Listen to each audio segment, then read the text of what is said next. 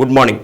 Welcome to coffee time సిప్పన్సీ. ఈరోజు coffee time సిప్పన్సీలో భాగంగా ప్రధాన తెలుగు వార్తా దినపత్రికల్లో వచ్చినటువంటి జాతీయ, అంతర్జాతీయ, జిల్లా స్థాయి, రాష్ట్ర స్థాయి వార్తలు ఏ విధంగా ఉన్నాయో ఒకసారి మనం పరిచయం చేసుకుందాం. ముందుగా సాక్షి దినపత్రికని కనుక మనం చూస్తే, ఎన్నికల్లో నెగ్గలేకే రాజ్యసభకు అంటూ ప్రధాని మోడీ గారు చేసినటువంటి వ్యాఖ్యల్ని మనం ప్రధానంగా చూడొచ్చు. లోక్సభ ఎన్నికల్లో నెగ్గలేని వారు రాజస్థాన్ నుంచి రాజ్యసభకు వెళ్లారని కాంగ్రెస్ నేత సోనియాపై ప్రధాని మోడీ చేసినటువంటి విమర్శల్ని ఒక ఐటమ్ వేయటం జరిగింది.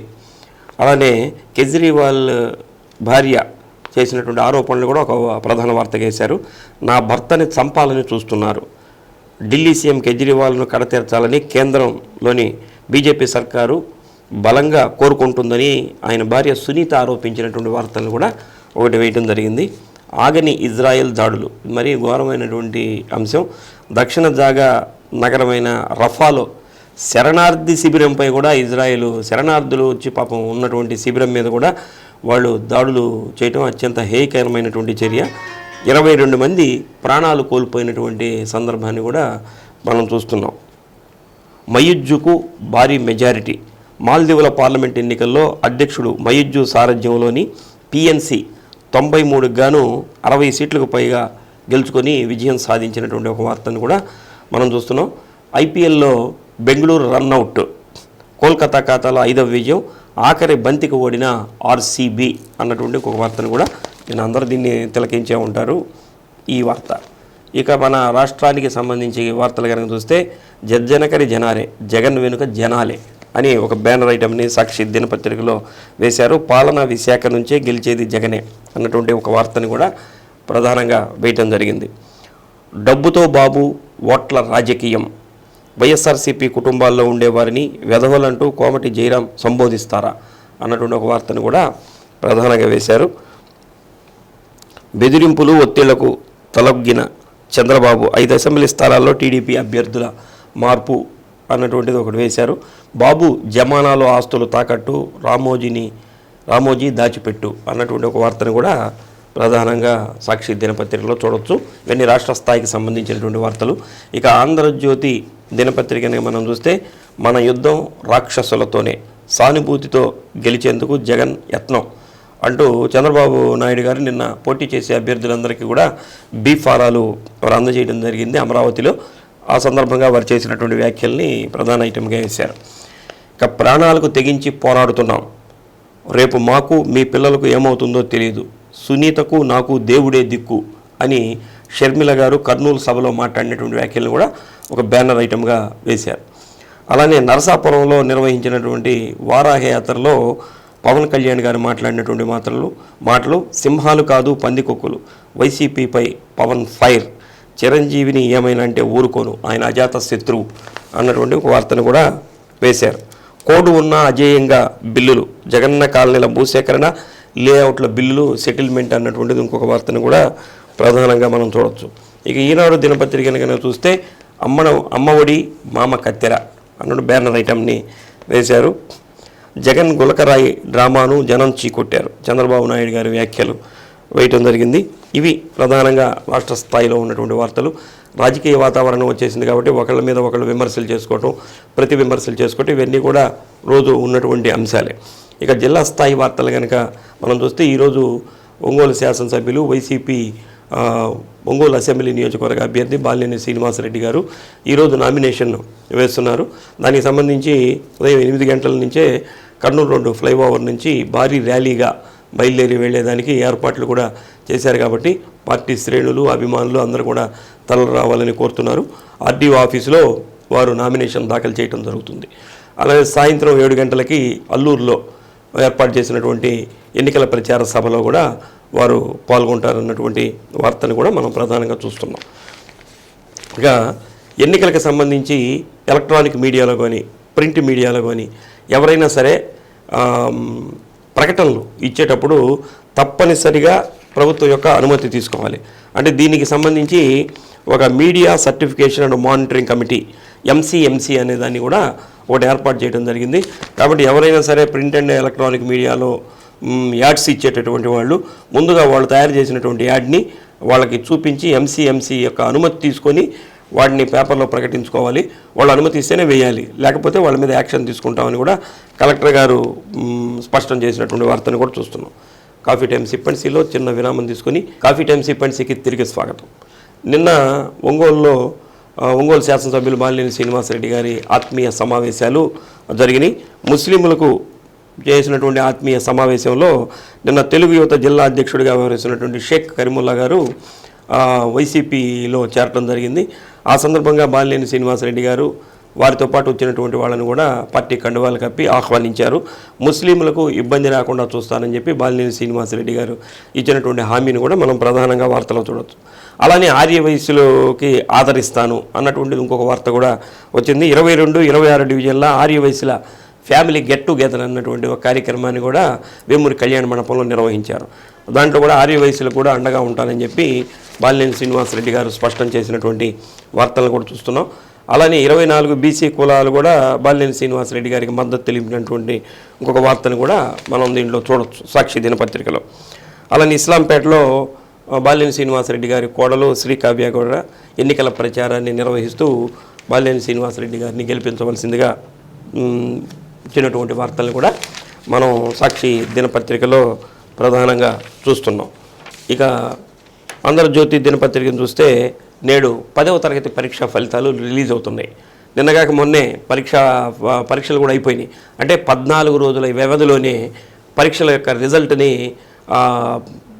ప్రకటించడం అనేది విద్యా వ్యవస్థలో ఇదే మొట్టమొదటిసారి అని కూడా విద్యాశాఖ అధికారులు వెల్లడిస్తున్నారు.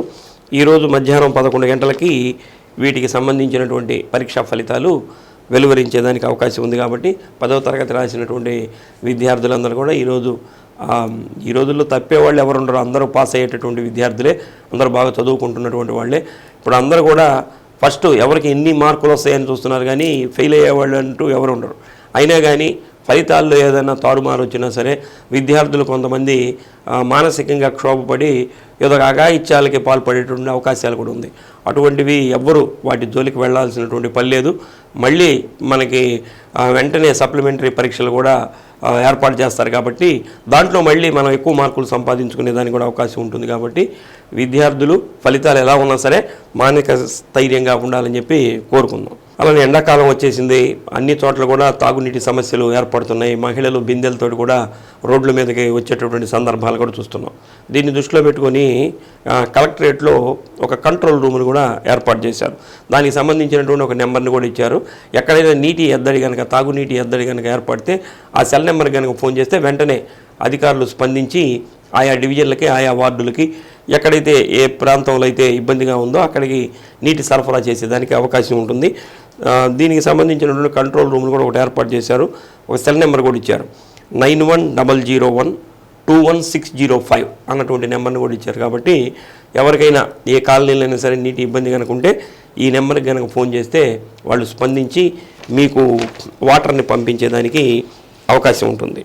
ఈ నెల 24వ తేదీ కూటమి అభ్యర్థి టీడీపీ ఒంగోలు అసెంబ్లీ నియోజకవర్గ అభ్యర్థి దామచర్ల జనార్దన్ గారు నామినేషన్ దాఖలు చేస్తారన్నటువంటి ఒక వార్త కూడా వచ్చింది. 24వ తేదీ ఉదయం 9 గంటలకి మినీ స్టేడియం దగ్గర నుంచి ఆర్డీఓ ఆఫీస్ వరకు ర్యాలీగా వచ్చి వారు నామినేషన్ వేస్తారన్నటువంటి ఒక వార్త మనం ప్రధానంగా చూస్తున్నాం. ఇక కాంగ్రెస్ పార్టీ ఒంగోలు పార్లమెంటు అభ్యర్థిగా ఈదా సుధాకర్ రెడ్డి గారిని ఎంపిక చేశారు. గతంలో ఒంగోలు అసెంబ్లీ నియోజకవర్గ అభ్యర్థిగా వారు గతంలో పోటీ చేయడం జరిగింది 2019లో. ఇప్పుడు పార్లమెంట్ అభ్యర్థిగా వారికి ప్రమోషన్ ఇచ్చి పార్లమెంట్ అభ్యర్థిగా పోటీ చేసేదానికి నిన్న అధిష్టానం ఏదైతే కాంగ్రెస్ పార్టీ పీసీసీ ఉంటుందో వాళ్ళు ప్రకటించడం జరిగింది. పార్లమెంట్ అభ్యర్థిగా పోటీ చేస్తున్నటువంటి ఈదా సుధాకర్ రెడ్డి గారికి పలువురు అభినందనలు తెలియజేసినటువంటి వార్తను కూడా చూస్తున్నాం. నేడు పీసీసీ అధ్యక్షురాలు షర్మిల గారు చీమకుర్తికి విచ్చేస్తున్నారు. చీమకుర్తిలో జరిగేటటువంటి భారీ బహిరంగ సభలో వారు పాల్గొనేదానికి అన్ని రకాలైనటువంటి ఏర్పాట్లు కూడా చేస్తున్నారు. సంతనూతలపాడు నియోజకవర్గం నుంచి పోటీ చేస్తున్నటువంటి విజేష్ రాజ్ విజయం కోసం వారు ఎన్నికల ప్రచారంలో పాల్గొనడానికి వస్తున్నట్లుగా కూడా తెలుస్తుంది. ఈరోజు సాయంత్రం చీమకుర్తిలోని బస్టాండ్ సెంటర్లో ఈ బహిరంగ సభని ఏర్పాటు చేశారు. కాబట్టి ఈ సభని కూడా విజయవంతం చేయవలసిందిగా కాంగ్రెస్ పార్టీ శ్రేణులు కోరుతున్నటువంటి వార్తలను అయితే మనం చూస్తున్నాం. నిన్న టీడీపీకి సంబంధించి ఒంగోలు అంటే మన ప్రకాశం జిల్లాలో అసెంబ్లీకి పార్లమెంటుకి పోటీ చేస్తున్నటువంటి అభ్యర్థులకి చంద్రబాబు నాయుడు గారు అమరావతిలో బీ ఫారాలు ఇవ్వటం జరిగింది.